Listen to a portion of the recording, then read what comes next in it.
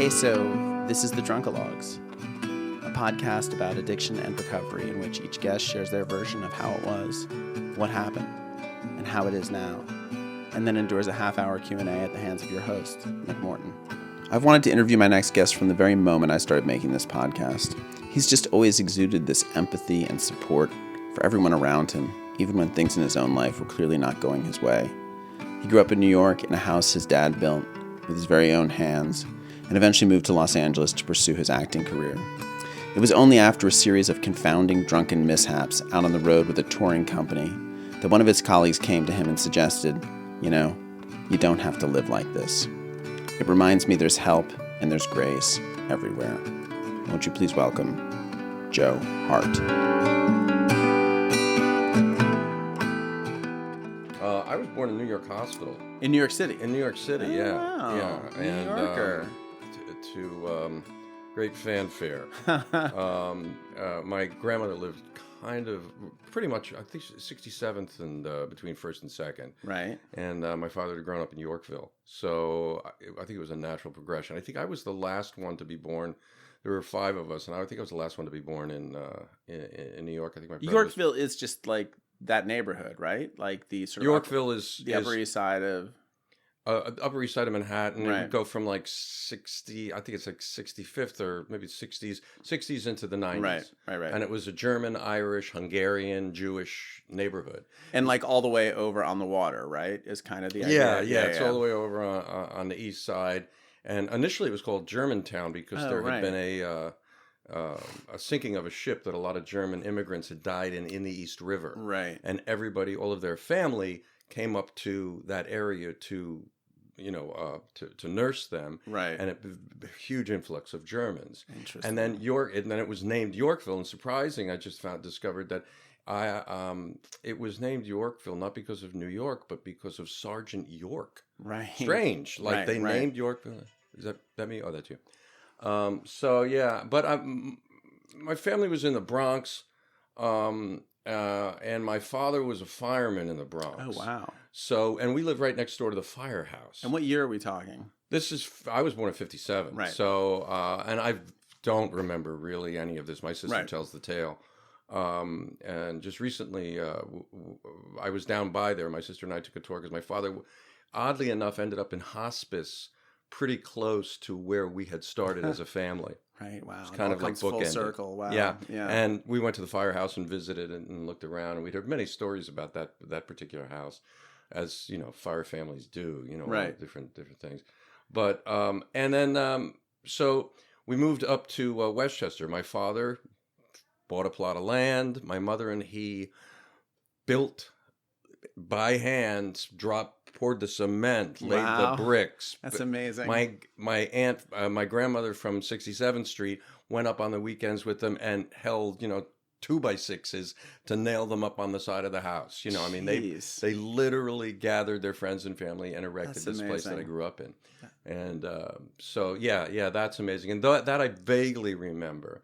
So I got up there probably about 1960. Right. And most of my rearing was done in Westchester County in Hawthorne, New York. And then and was your dad still a fireman at that point, or was he was until 68, 69, and then he was injured in 54. Right. So when my father was injured, he continued in the fire department and moved up ranks. He was really excelling. But his back was really too bad, so he went in for an operation. When he went in for the operation, it was a terribly botched operation. It was the operation that destroyed his life. Oh, Jesus. And as well as, certain things that the fire department did. Right. I don't have any great love for how they dealt with their disabled. Right. But it was, suddenly our financial situation stopped. Right. It ended. Right. They froze the pensions for the disabled people. And my father, I think he raised the family. He was the only source of income. I think he raised the 5 of us in Westchester on $8,000 a year. Where was that? Into the late 70s, early 80s. Wow. Yeah. Wow. Where was what? Where was the 8,000 coming from? That was his pension? That was the pension. Right. Yeah. Because he had done about 13. He was lieutenant when he retired. But, right. He was on his way up. He was doing very well. And he was, a very good fireman. And and he loved it. It was a great thing. But that became a whole journey of seeking relief from pain. He was in constant pain. Jeez. And that became the focus of the family, as opposed to, learning how to read. Right. Being guided in life. What number of the 5 are you? I'm third. I'm the middle child. I have an older brother, older sister, younger sister. Right. So I'm a real balanced, boundary, buffer kind of guy. Even at the youngest age, I was able to speak to everybody, and still, for the most part, hold relationships with each one of my family Are your members. siblings all still alive? They're all my siblings are alive. My parents have passed. Right. Yeah. So it was growing up in that, and then growing up in really the 60s and the 70s. We were I was when I first started drinking and stuff, I was probably 12. Yes. What was the first boozy experience? I remember when I actually had my first drink was like Christmas time, and I snuck some rum and cokes while watching TV with my parents. Just by yourself. And I would lie in front of the TV and just watch, and they were like behind me, and it was a black and white, and I was having rum and cokes, and I was like, this is fabulous. I mean, what a crazy way to start. Yeah, it wasn't like out in the woods with a couple of friends. Like someone stole a bottle and we're like, yeah, let's try this. It's like, oh, well, they're not paying attention. I'm just going to have a cocktail. Like, did they drink? They must have drank. No. They didn't drink. Neither my mother nor my father drank. Both my grandparents had struggled with alcohol early on, so my mother never touched a drop. My father had some time to relieve pain when things were too much. Sure. But where'd you get the rum? Well, it was kept for guests. Right. I think we used to have these huge parties there. Sure. Because he was a musician as well. He was a jazz player. Oh, nice. So he had, we would entertain. And at these parties, I remember neighbors falling, sleeping in kids' in those blow up pools, right. Waking up in those with parents drunk, and and we had a bottle of Old Granddad that I think lasted a decade in the house, and it was never touched. Yeah. My father, I think it was mainly held for like when for Christmas Eve, Santa Claus. Sure. And hilarious. But that was it. They never drank. It was really with my father, it was really drug. Medical. Was he taking painkillers for massive? Right. Massive. Right. Like Keith Richards, piker. Right. Our family, he's a piker. Right. Nothing. The amount at the end. My father had come and lived out here with me, and I was giving him his medications every 3 hours. Right. On the hour. Right. Or else he would go into withdrawal. Right. And it was for about 6 months where he stayed with us out here. I brought him back to New York, and a pain specialist came in and looked at his chart of what we had been giving him. And he said, this is impossible. Right. No one could live on this. I'm like, yeah. He's been doing it. There he is. I'm not making it up. And how old was he at that point when he died? When he passed, 92. Yeah. 92. So he lived pretty much in this battle from 54 to 92. Not from 54. I think he was 30. He wasn't even 30 now that I think of it. He was probably about 28 when he was injured. Oh my God. Well, he was injured at 28, but the operation was in 68. Really and that was the one that really, because I remember going to the hospital, to shave him. Because right. I was 11. Right. And I remember him like crying in bed, as like in the hospital bed, and the doctor saying it's all in your mind. You're fine. Even back then, I mean, you wouldn't believe the stuff. We were thrown out of the hospitals. The fire department wouldn't cover the medical because they felt it was caused by the doctor, not by him. This is later on as operations and things progressed. He was with Hans Kraus. He was Kennedy's back doctor. He was with all the great doctors. He ended up at Columbia Presbyterian. With the top people and stuff. And they did basically like a root canal on him. Right. Which worked for, I think, like a year. He had some relief, but then all the scar tissue grew up and it just, tore at him. Brutal. It was really rough. And then, I mean, as a result of that, it was, it had its effects on the family. Sure. It also made him, I think, changed his perspective in life and changed his persona. he became very knowledgeable and well read, and and a very positive guy. He was really. I think that would make you a little bit, negative. Well, you didn't want to bring up the doctors in conversation. Yeah. Although there were some who helped him. So yeah. It's just such a rough thing. I mean, I've dealt with such little pain. I just. And I people who I know who have struggled with pain. It's so demoralizing. I mean, when you start getting on the heavy meds and all of that stuff, I mean, just right off the top, you can't have a bowel movement. Right. Sure. Everything is clogged up. You become toxic in your own system. And then, all kinds of things develop as a result of it. I mean, it just goes on and on. I was surprised that he lived as long as he did. I'm amazed. And then, so you start drinking rum and cokes when you're 12, watching McNeil Lehrer. That felt pretty good. I mean, I think I was watching A Wonderful Life. Watching the very drunk George Bailey drive into a tree. Right. Amazing. If he hadn't gotten drunk. How did things sort of progress for you from there? Like, are you doing what's like school, your social life, that kind of thing? Well, the party started. Right. Once I broke out of there, I found my sanctuary in doing musical shows, community theater and high school theater. And how'd you get into that? And well, because my father's a musician and there was music, there was always singing in the family. So when, there was an opportunity to do that from a very early age. Right. I mean, I was dancing on top of the desks in first grade, right. And pretending to be a Beatle. Nice. I mean, I was always that kid. And then, I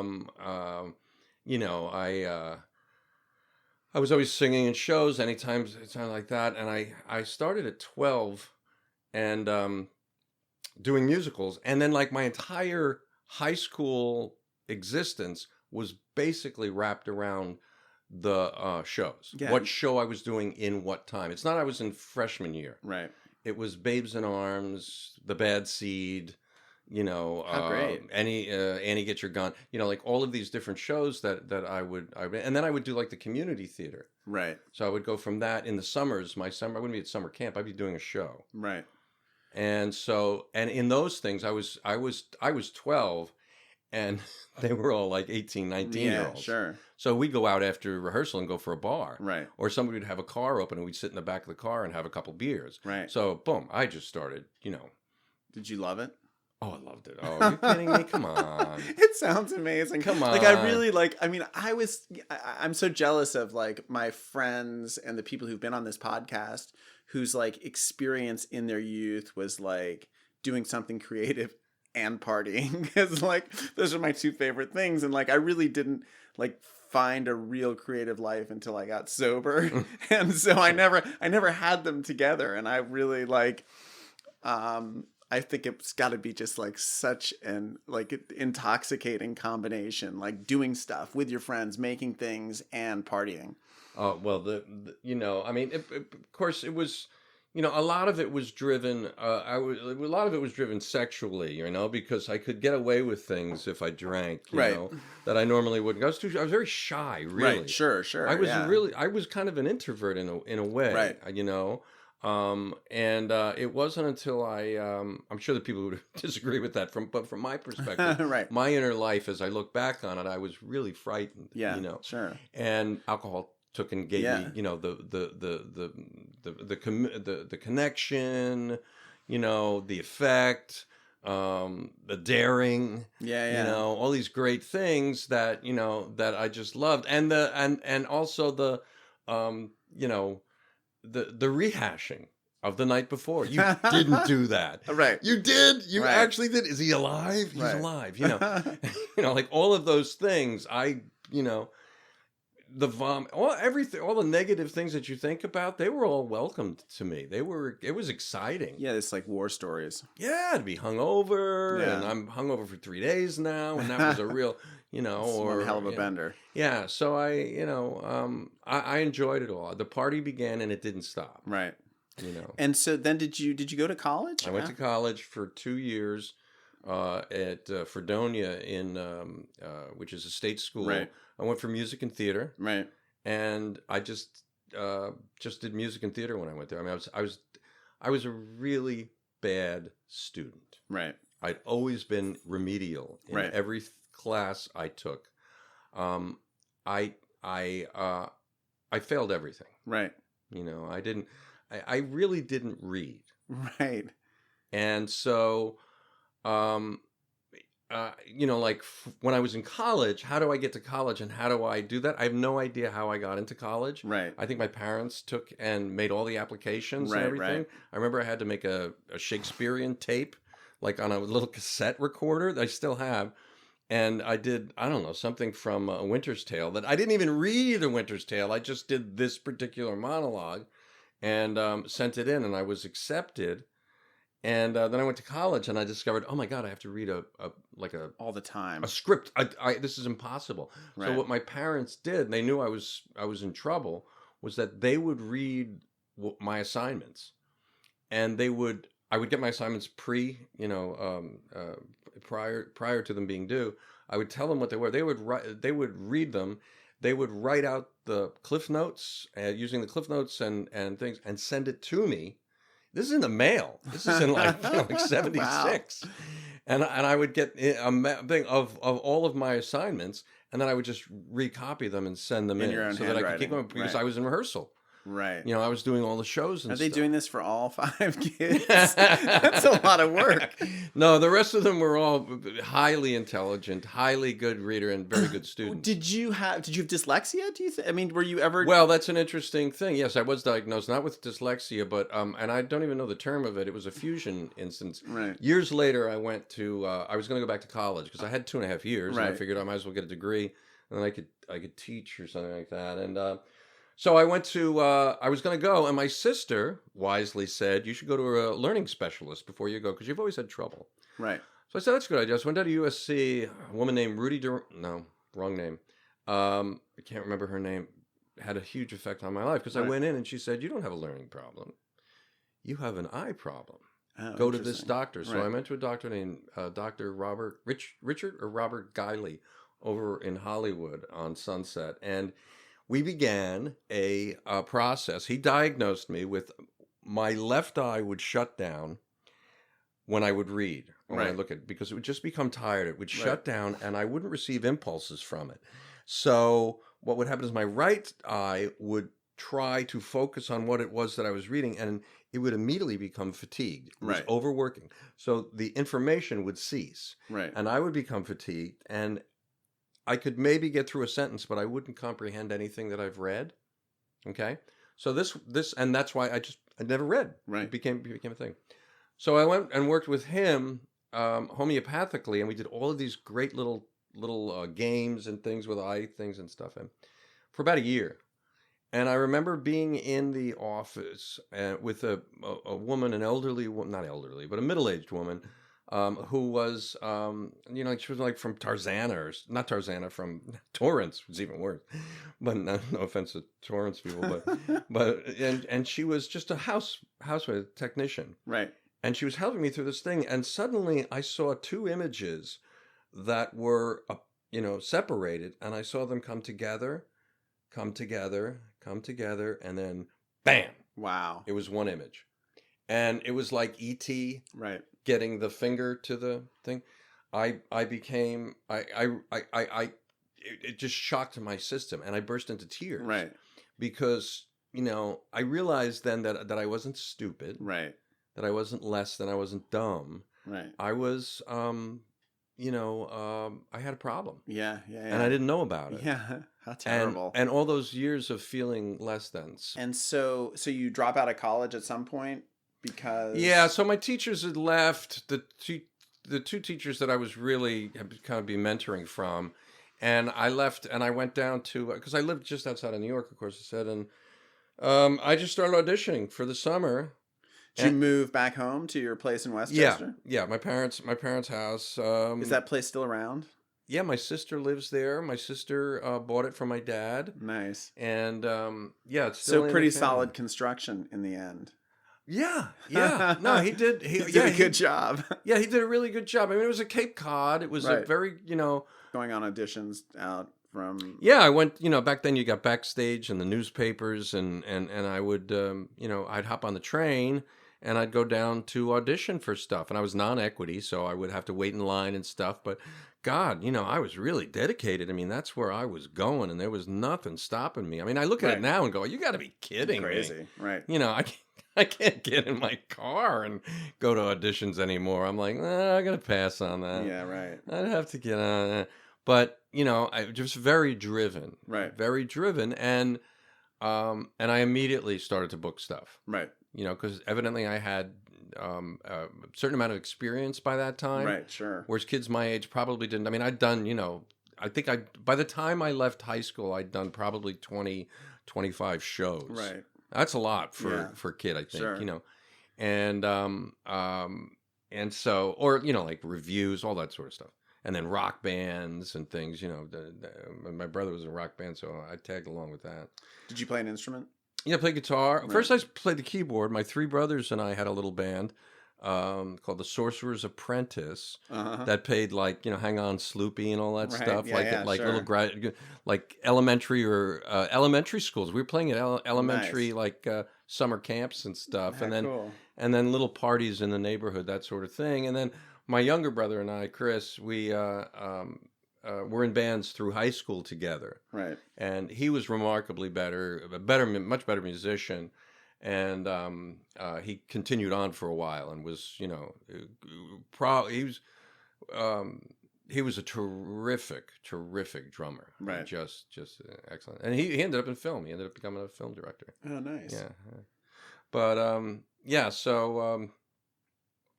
so that brought me into the city, and then I started to I moved into the city at like 19. Right. I went to school at 17. Right. Moved into the city when I was still 19, and I lived in Hell's Kitchen. Right.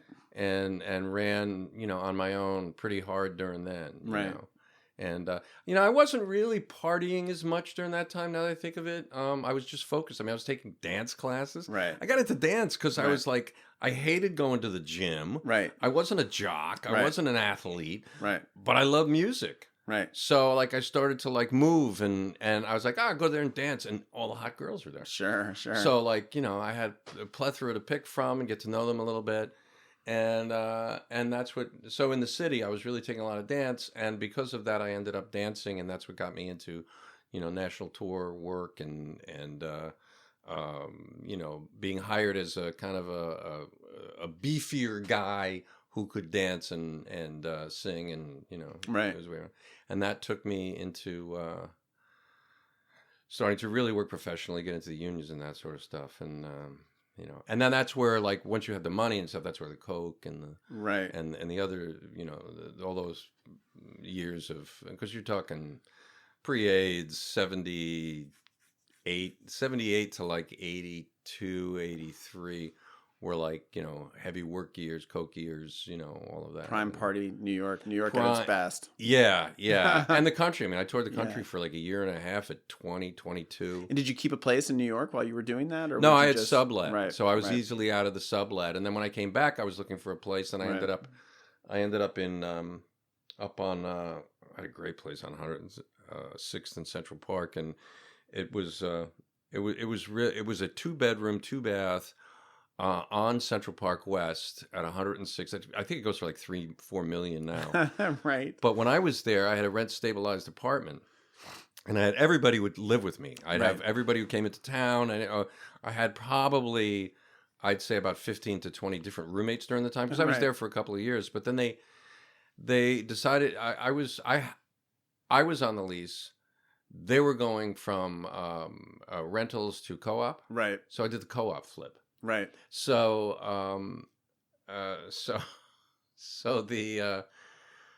they were trying to get us out. They pay everybody. They were giving what's called a red herring. So they were offering like $35,000 to leave the place. Right. Wow. And I wouldn't. Yeah. I was like, no, it's worth more than that. It's worth more than that. Held out. Finally, they came to me and they said, okay, we have a buyer for you. So this person will buy this property for $100,000 more than what we'll sell it to you at. So they set up the deal. My father was guiding me through all of this. So he came down with me, and we went to an office, a lawyer's office, downtown Wall Street district, to sign the agreement. So I took, and I had to put some money down. So I had to put $1,000 down. So I had a check for $1,000 that I handed this guy. This guy handed me the deed. Right. The guy across from him handed me a check for $100,000, and I gave that deed to that guy. Wow. And Amazing. I made $99,000 in this amazing. one move. Now, my father, being skeptical, said, let's go downstairs right away and cash that this check. Yeah. So we went downstairs to the bank, and we took, I think, $5,000 in cash. Right. And the rest of it we had in a cashier's check. But Right. my father, we went out to the car, and we had this little teeny Toyota Carina. Carinas were like the smallest, 2-passenger, Right. tiny little car, like from the late 60s, early 70s. And we, as I said, we were financially strapped. So having $5,000 cash was a huge payday. Sure. You know. So he and I hopped in it, and we went up to, we drove up to Gray's Papaya on 72nd. Yeah, sure. 50-cent hot dogs. We got like 5 each. And some orange slush, whatever it Right, was. yeah. And we got in the car, and we started to head up to Westchester, and we're on the Henry Hud, and my father turns to me and he says, "Hey Joey," he says, "You know what we are?" And I said, "What's that, Dad?" And he said, "We're outlaws." We drove up to Henry Hud, and in the movie version, there's like dollar bills flying outside the car, and So, and that got me going out here. That got me to be able. So did you move here from with that money? Yeah, basically? I moved here from in '86. Wow. And I've been here ever since, and I lived over in Hollywood, and that was a whole trip, for about 4 years. A lot of partying there. That was really major party scene. Right. That was Big Hair days. That was rock clubs. Where were you living exactly in Hollywood? Detroit and Sunset. Nice. Right above Sure. Sunset. It was really, it wasn't as like Hollywood high school area, kind of. Yeah, kind of like Right. but Detroit is one block west of La Brea, and Right. it was really skittish. It was Sure. really crazy and it was really sad. The building was brand new, and my buddy and I had a great place in the back, and it was a duplex thing, and my buddy and I, we had toured together, so we knew each other really well, and we had a great rapport. So it was really good friends moving in together. And but the guy who was the manager of the place was a little cray-cray. Right. And he came home one day. There's a liquor store down on Detroit Street, and he went to the liquor store, and he came back, and there were kids skating, skateboarding out in front of it. And he said, "Hey kids, you better get out of the way here. See that window out there? Yeah, I'm going to jump out of that window." And the kids all laughed. And sure enough, he walks up to the top of the thing, and he jumps out the window, and he breaks his back and kills himself on the brick retaining wall. Jeez, it just sounds like such a horrible way to kill yourself. He was a really nice guy too. He was a little crazy. It's not even that. How tall a building is? Yeah, right. Well, that's the thing is that it had that 2-level parking thing, Right. And then you had the first floor. Sure. Then you had the second story, but the second story apartments had like a third, thing because they were like townhouses or whatever it was like that. Yeah. So it was pretty long distance, but just horrible. But then I became the manager because the owners asked me if we would watch it, and I said, okay, for a free rent, I'll do it. So I did that for maybe about 6 months. Right. Really creepy. Oh, really? Why? Oh, well, you see people at their most desperate, How many units were there?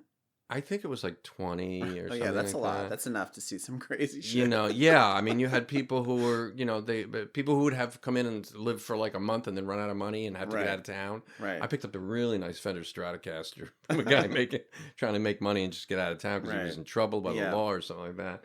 And then but then you'd go in and people, would have, their pets would have just defecated all over the like a minefield. Right. Yeah. And not be cleaning it up or not. Right. It's obviously this has been sitting here for a long time and living like this, You saw people that they're really desperate. And then people would come to you because it was on the street. The manager's button would get pushed at 2 a.m. with people looking for accommodations, thinking it's like a hotel. Right. And things. And one night I came out and I opened my door. I was on the second floor. I opened the door and there was a flash caught my eye and I sort of popped and there were like 5 police officers on my level. It was an open hallway type of thing, those open things. Yeah.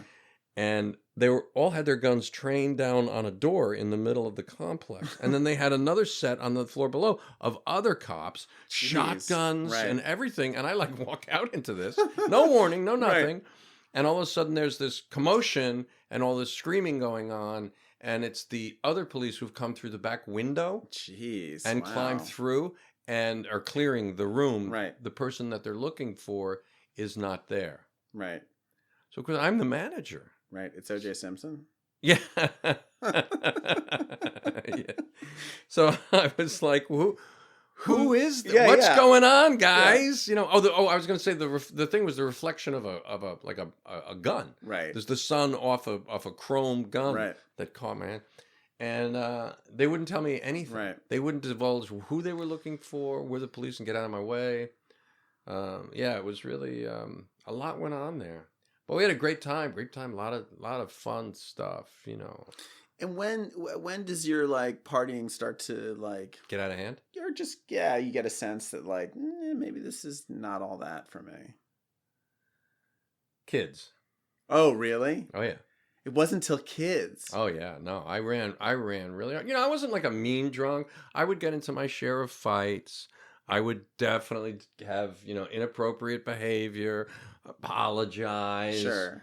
I never got a DUI. Right. I never got into tangles with the police. Right. If anything, I sobbed uncontrollably, begged the police to let me go, and they acquiesced, local cops, that type of thing.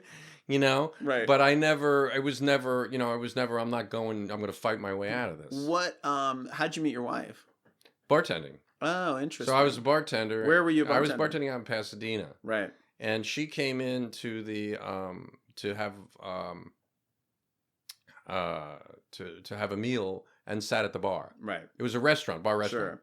But the bar was separate from it and from the restaurant. So we spent about an hour talking to each other, and she sat and talked to me because there was no one else in the bar. And the other bartender came on, and I was working the bar, and I leaned into him and I said, "Are you catching this? Right. I am smitten. Right. So back up. Yeah. And let me run the show." And so that's where I met her. And then we didn't date right off the bat. And it was one of those things where she would come in and have to. While I was bartending, by the way, I will say that I never drank while I was bartending until after the shift, and then I'd get blottoed. Right, sure. And then I'd get blottoed, and then I'd get But a lot of bartenders drink during the shift, right? Right, yeah, that's a kind of a thing. People go to the fringe. I would doing shots with the bartender. I would never. I did it once, and I went to a day party, and then when I came from the party, I still had the thirst in me, so I was sipping a little behind the bar, and I cleared out the entire row of glasses, and had those stacked glasses and things, and the owner was right there watching me and pulled me off the floor. Right. And it became a thing, and but I never did. It was afterwards that I got, and I would get drunk really fast. Sure. Because I could, there was a lot pound it, right? Well, pound it, yeah, and it was all free. I was just shot. Yeah. And which was very encouraged, and I drove very, very drunk for a long time. But I never got a DUI. I got into accidents. Sure. I was in one accident in Eastchester, New York, where I just ran a light and smashed, and I was looking at this big Chevy Impala, and I ended up almost on top of this guy with a little Fiat, and I'll never forget. The car came to a jerk, it stopped, and whoa, fuck, man! My brother was with me, and I looked out the window. And I'm on literally on top of the Fiat, and I look at the Fiat and I go, Hey, I know you. Weren't we in Bye Bye Birdie? Didn't we do? Weren't you Elvis Presley in Bye Bye Birdie with me, and I was the guy? Yeah. Hey, how you doing? It was like it worked out, right? And then the police showed up, and they were like, just put the booze in the back of the car. Amazing. Wow. Yeah, everybody backed away slowly. And, I'll take care of your car. Right. But like, sure. And the party continued. Yeah. Which was like my right when I started to realize. I started to drink like a lot when I was like when it became Wine 30, the whole Wine 30 movement in child rearing, right? Because you're there with the kids all day or whatever it was. Because I was a stay-at-home dad by that time, right? I don't know if I'm jumping it. No, this is good. Yeah, was your wife? What was she doing? She's like my wife was working in an office. Right. She was still is in real estate as a support system. Right. Glorified bookkeeper, very glorified. Right. Sure. But a finance manager should probably kill me if I said that. So she was at the office, and I was like, I'm an actor, so I'd go out and I audition. So my time is free, and if we needed somebody, we'd get a nanny for that amount of time. But I was on duty, and we went to a co-op. Right. And at the co-op, which I loved, and which co-op was it? Rose Charlotte. Oh yeah, that was where we were at, and we know Gilbert across the street. I was going to bring that up when I first got. I forgot to mention him. Gilbert and I we were all went together. Amazing. Olivia and Sadie and so cute. Yeah. We hung together on the yard. I did 5 years on the yard. Wow, yeah, that place was cool. Yeah, we still are friends with so many of the people that were there. Yeah, that's just like, I don't know. There's something pretty much hard to beat about like being united in common purpose of raising your children. Like, I had no relationship with children prior to having them, which is a bad situation to be in. I didn't have nieces and nephews. All my family lived on the East Coast. My wife, the same thing. I had very little conversation with it. So when this happened, it was like an opportunity to see how people dealt with them, to develop sort of have a little bit of a village to work through. Them, and I always say, don't isolate, cooperate. Right. Because it's like, it was really, really good. And I mean, those was the years the Bairds were on the yard. Phineas Baird, Maggie Baird, and Phineas Connolly. Billie Eilish. Oh, no way. Yeah, that's the family. That's their. Family was there. No way.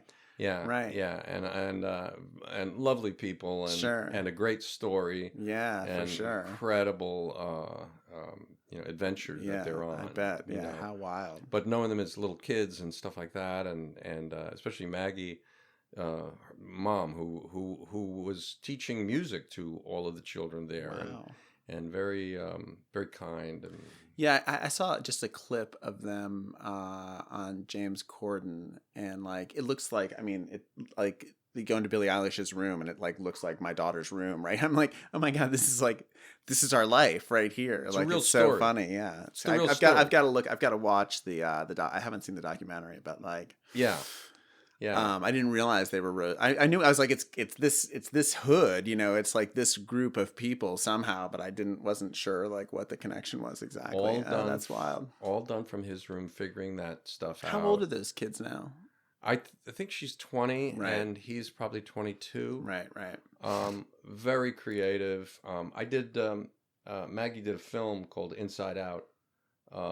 And I was asked to do a small part in it and to write some music, which I did with them. And this was way before any of this had happened. In fact, it was pretty funny because in the film, Phineas is a young kid who doesn't play the guitar, but by the end he plays the guitar. Right. And he learns in secret by going to YouTube. Right. Which is like, it's one of the, like a joke. It's like, mom says, how did you learn how to play that? And he goes, YouTube. Right. I was like, wow, that's become a real thing. You know, know, totally. I mean, that's like how everyone learns anything. Yeah, it's amazing now. You fix your refrigerator on YouTube. Everything. I'm like before greatest. I call any like repairman, I'm like, wait, let me just see if I can do this myself. I can do it. I fucking can. I'm changing batteries and computers. Sometimes you're like, oh wait, actually no, I'm gonna. Yeah. But so it was nice to interesting, and to see something like that happen to people who were authentically, searching, and for all that magic to happen, and to and cool. not only that, but also to be so creative and create such beautiful things. Because I really like what they do and how they do totally. it. I listen to agree. it and go, wow, that's outstanding. So that was the Rose Charlene years, and that started drinking. Right.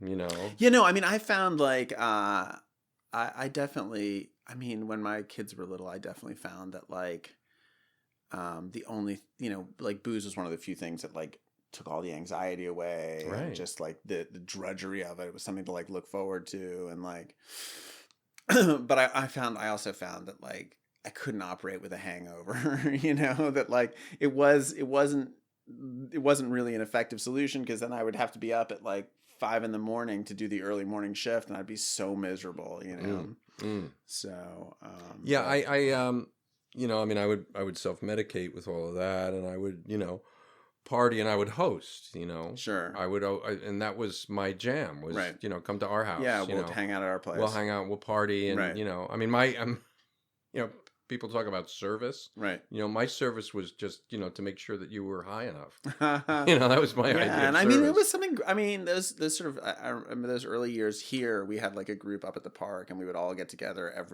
least every Friday night.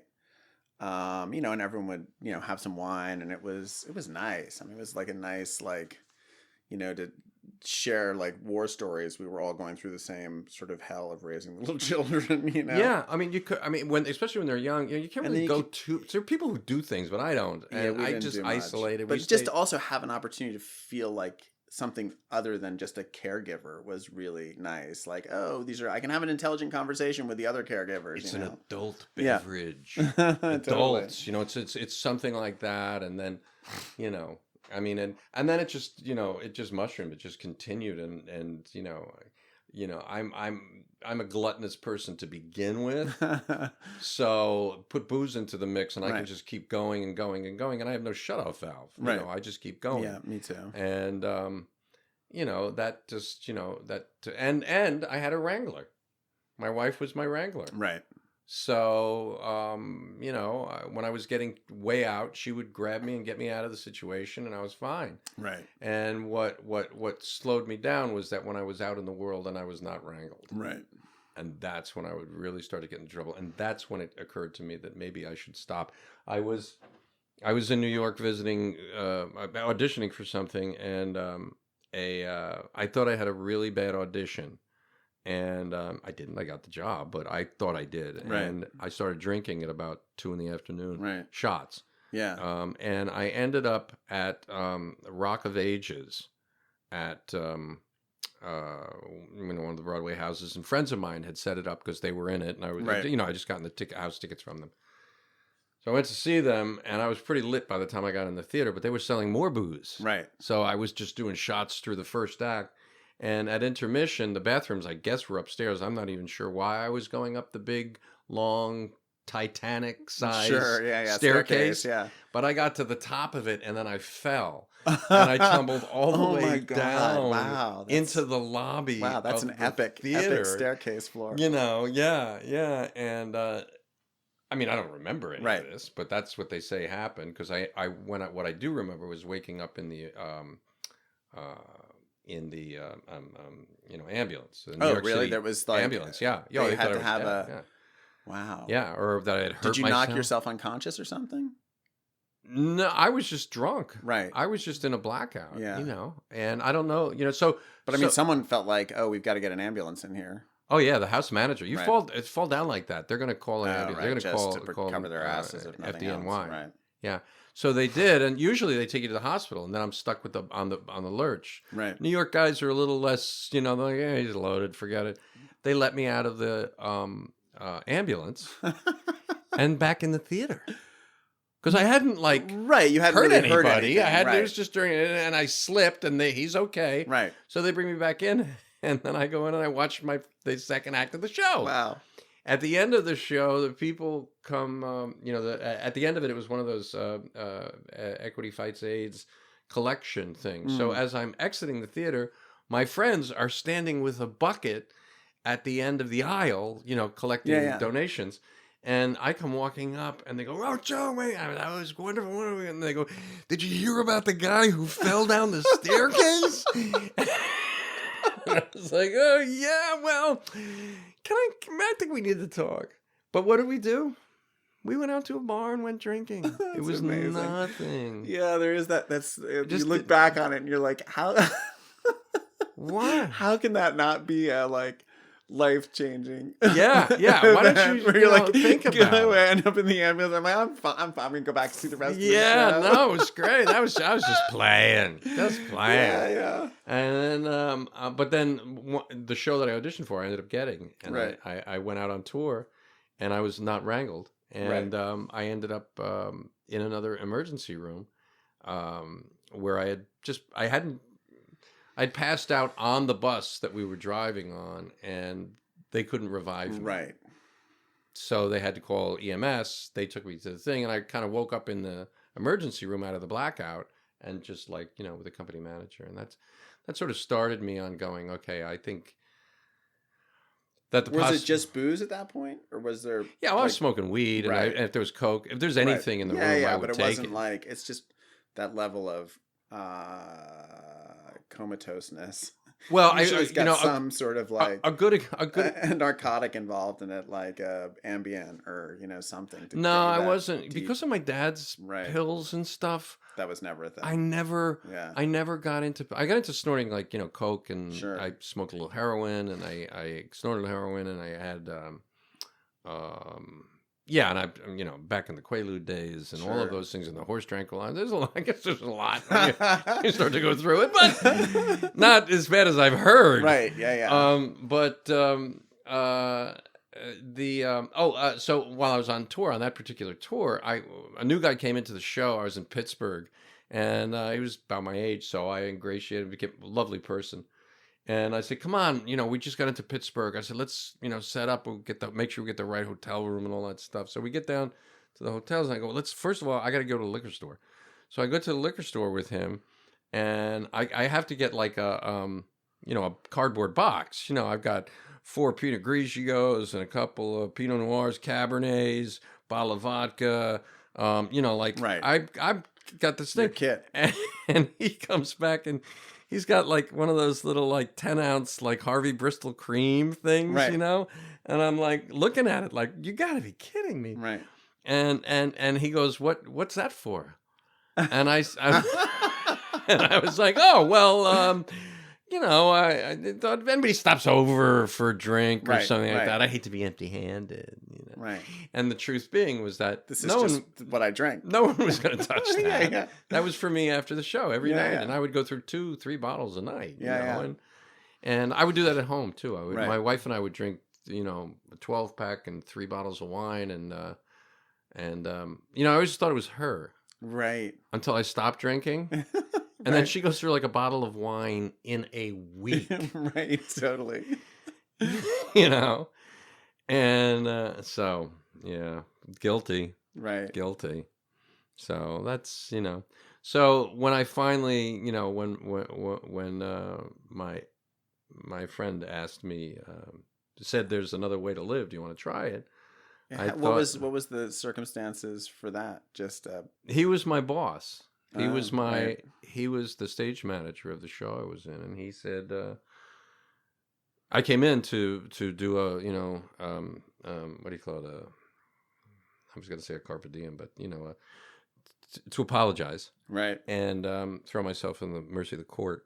This is after you've been. This is after I come out of the hospital, and the next day I hadn't missed work yet, right, because it was on a day off that this had happened, and I had the night, and then the next day. And I went to him, and I said, I apologized. And he said, okay, we have to do some things with the company management and insurance and make sure that that's covered by your insurance and not the company's, and all kinds of stuff, whatever happened. And then he said, and there's another way to live. Right. Do you want to try it? Right. And I had been encouraging my older brother, to get some help. Right. But I always felt guilty that I was asking him to get help and that I couldn't do that. Right. There was no way I'm going to ever stop drinking.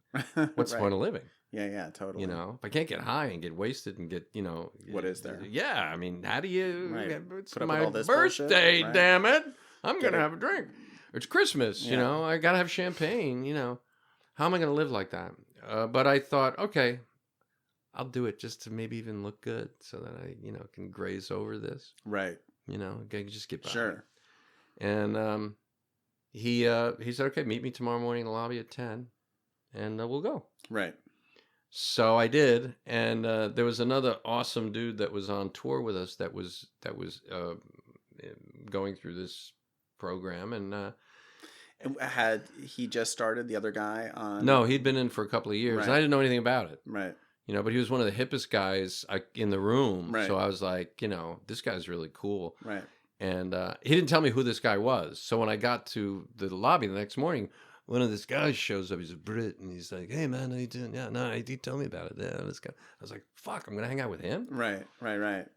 And we become friends. And so I went to my first and just started from there. You know, launched off, and it was rough. It was really scary. It was really tough. I didn't realize I would be losing not only my losing my relationship with alcohol, but also any other substance, you know, sure. that came up. I didn't know that was part of the equation. Right. But for whatever reason, I had a willingness to try it.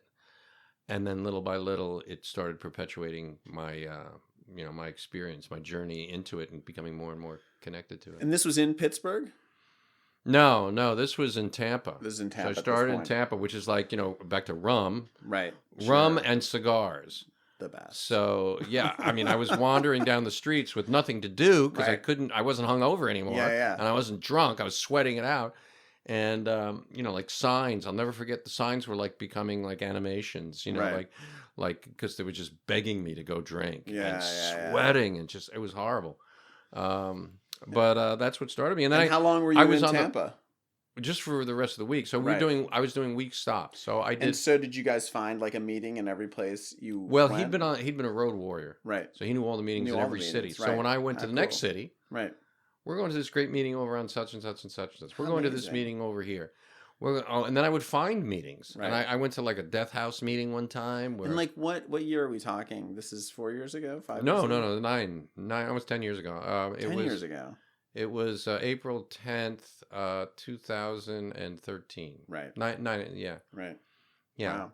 So, and I was on the road for about a year. Right. And I would go every city. So I got to see a wide selection of people that different were in cultures recovery, in recovery. And what was happening. Wild. And so that was kind of wild. And then I settled here and back in LA. I came back and, you know, started to go to a couple places and find some people. And then I found, you know, a group of men that were inspiring to me and were, you know, I felt very much at home and at peace. How did you find that group?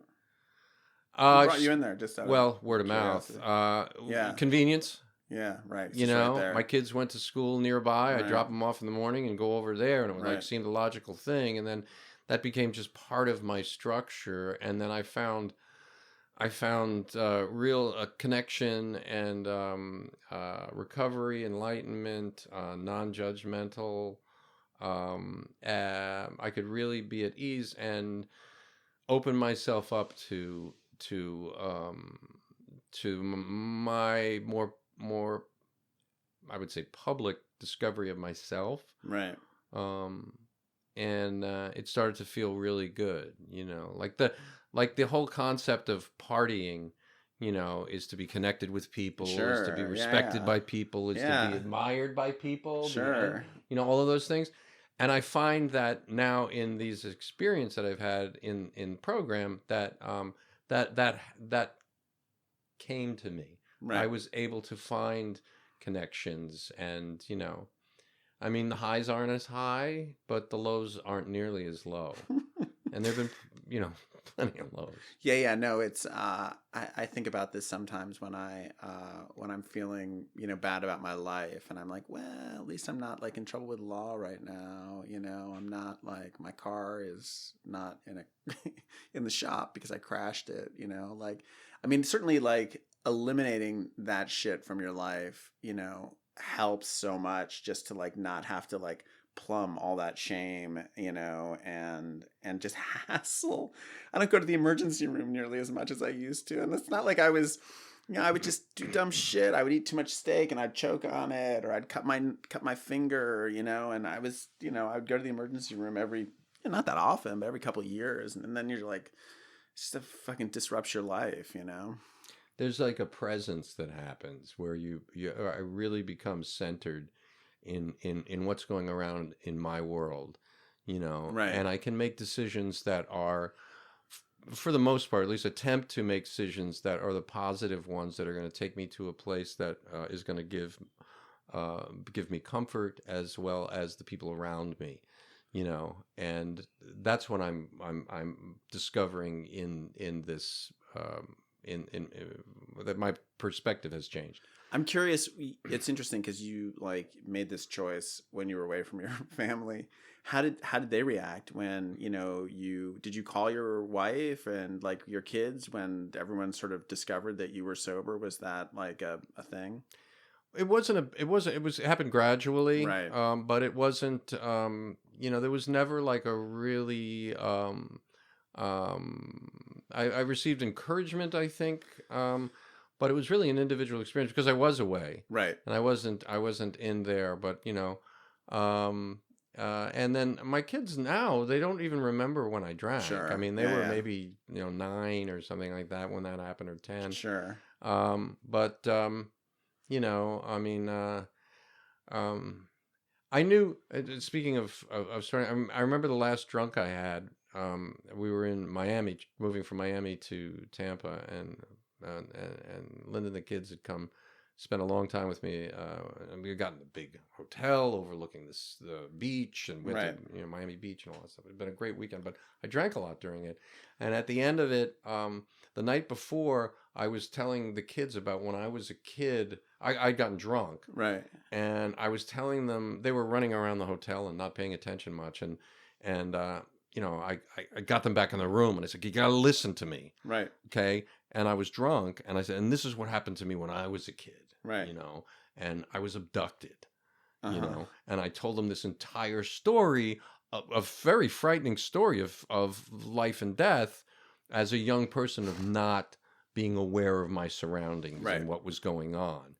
And I remember when I made it might have been too much for their age to hear this story. That might have frightened them, and I was afraid that I had had some sort of negative effect on them, as opposed to the warning that I was giving to them, that I would terrify them into not seeking life, Right. So I was met with that guilt when the suggestion was made that maybe I should stop drinking. That was also the other aspect of my trying to turn over a new life and try to find my way. Just to be clear, you were not abducted by aliens as a child. This was just a story to scare them. No, I was when I was about 11.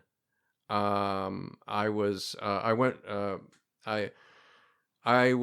accosted by two men in front of the Empire State Building. Right. So my father, being a musician, was playing in a club called the Riverboat, which was at the base of the Empire State Building, a Dixieland nightclub. Right. And my uncle had come in from New Jersey to take me to a Knick game, right, and to meet me on the corner of 34th and Fifth Avenue. So I'm standing there. My father said, "I've got to go in and set up on the bandstand. I'll keep an eye on you from out here. Do you remember what Uncle John looks like?"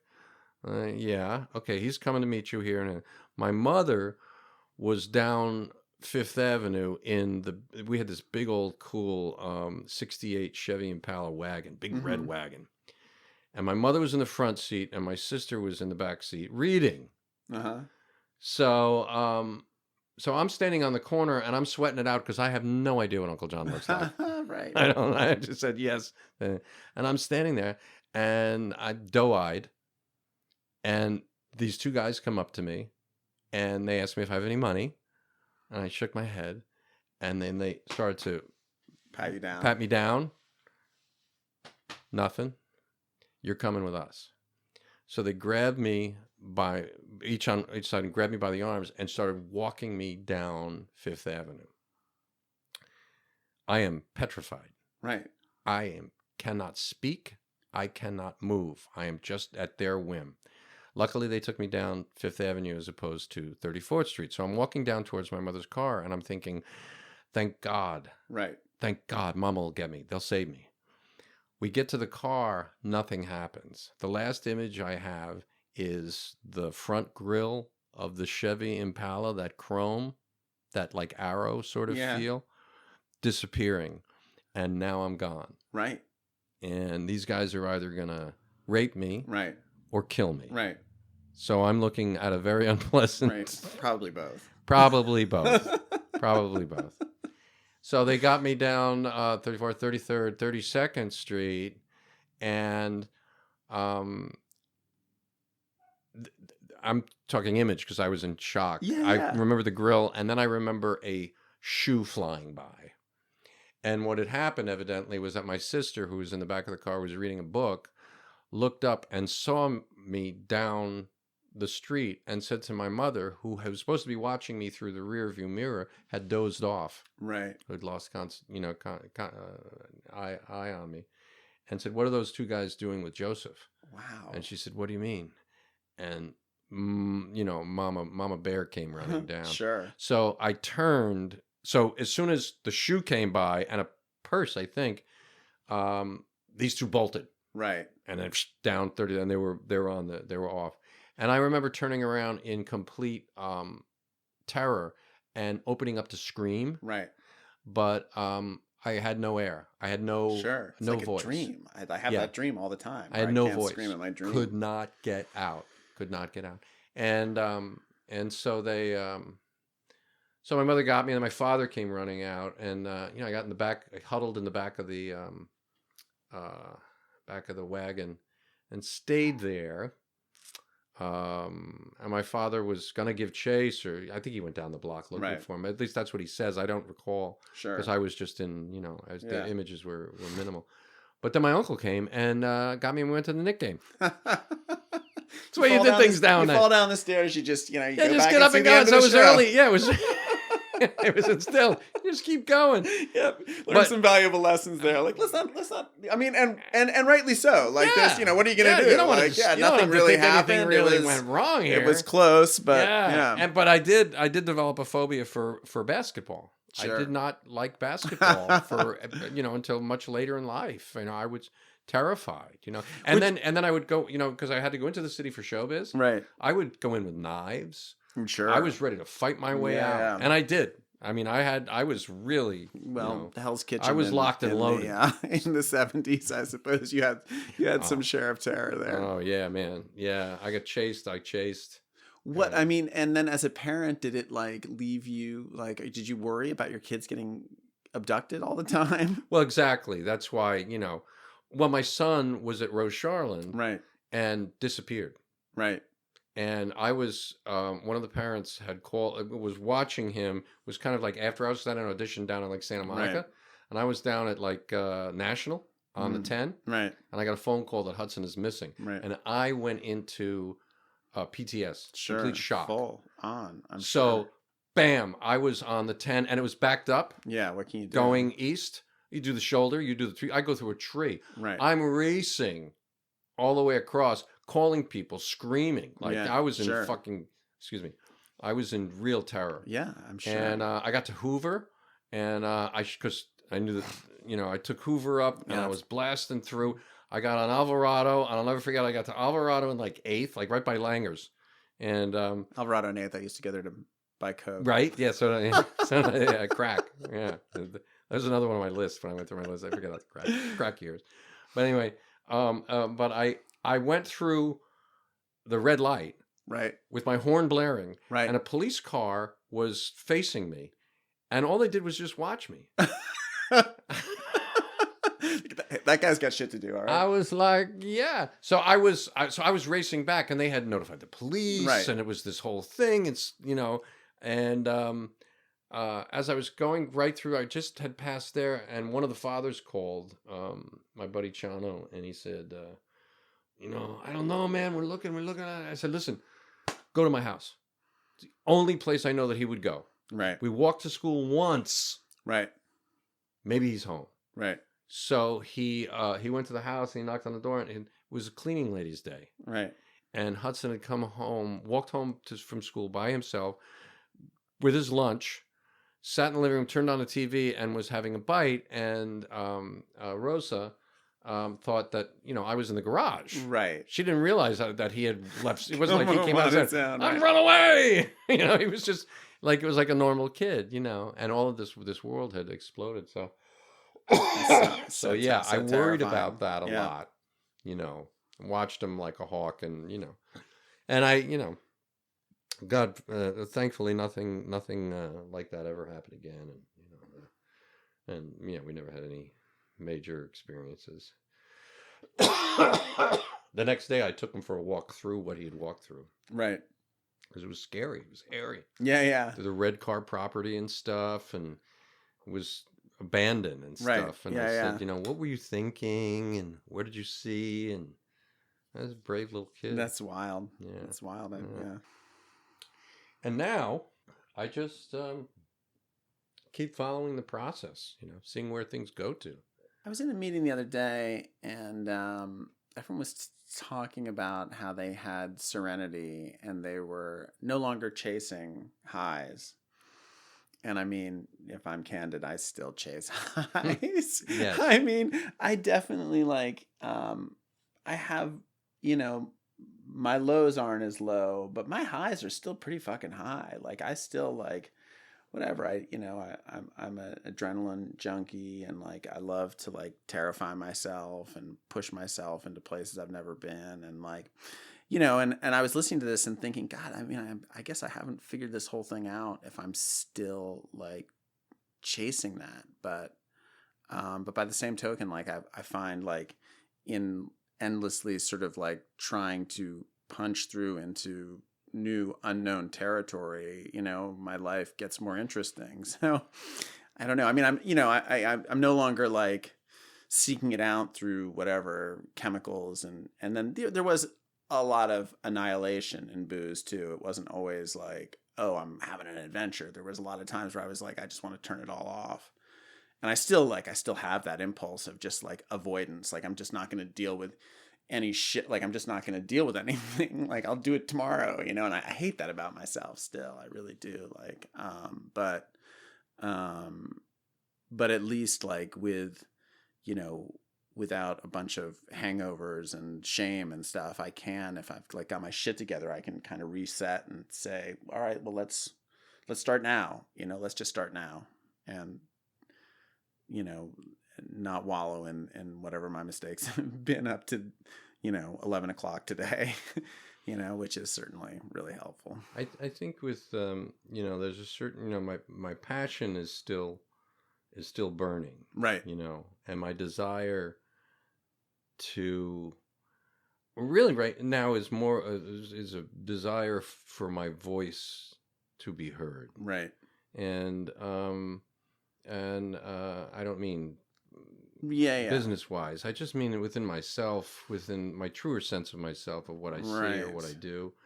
And and those things get me, they feed me, that inspires me, and it becomes exciting, and I get a high from that, like you say, I mean, I don't get high from meditating. I don't get high from prayer and spiritual connectivity. Those things, are really just things to settle me down. Yeah, that stuff grounds me. And to balance me so that I'm not losing my shit. But I do, I'm with you. I do seek out, I mean, I want to catch, the biggest fish. Yeah. And I want to put myself in a situation that I can do that in. And when I have all those other things around, I remember I took this incredible, gorgeous sailboating excursion that I had to sleep in the bowels of it because I was so fucked up and hungover. And I missed the whole thing. Yeah. My wife and I took a bed train. You get to sleep your car all the way to San Francisco. We didn't get out of Glendale. And we were I was schnookered, and I woke up in Oakland. Right. You're like, I guess I missed that one. Yeah. So many of those things. I'm there now looking out the window going, oh, this is pretty beautiful. Yeah. Let me Let me be okay. And it feels good to be someone who people can come to. Sure. And I don't mean in program. I mean in just family. Sure. You're reliable. In my world, you know, that, you know, what do you think? Right. You know, and that feels really good. Yeah. You know, to give an honest, you know, opinion. And if I don't know, I don't know. And, you know, I still have all the 7 sins, you know. I'm sloth-like. Sure. I don't do what I should be doing. I don't write everything down. I don't, but, and that troubles me, you know, that haunts me. But, you know, I'm working towards it. It's a work in progress. It's, you know. Spiritual progress, not spiritual perfection. Yeah, and eventually, you know, we'll go by, you know, the way of Chick Hearn, right? Totally. Chick Hearn? No, Vince Scully. Vince Scully. I think they're both dead. Yeah, they might. Yeah. I was thinking on the way over, I want to be the Vince Scully of drunkalogs. Well, you did. You had a pretty good run for your money here. We got a lot. Yeah.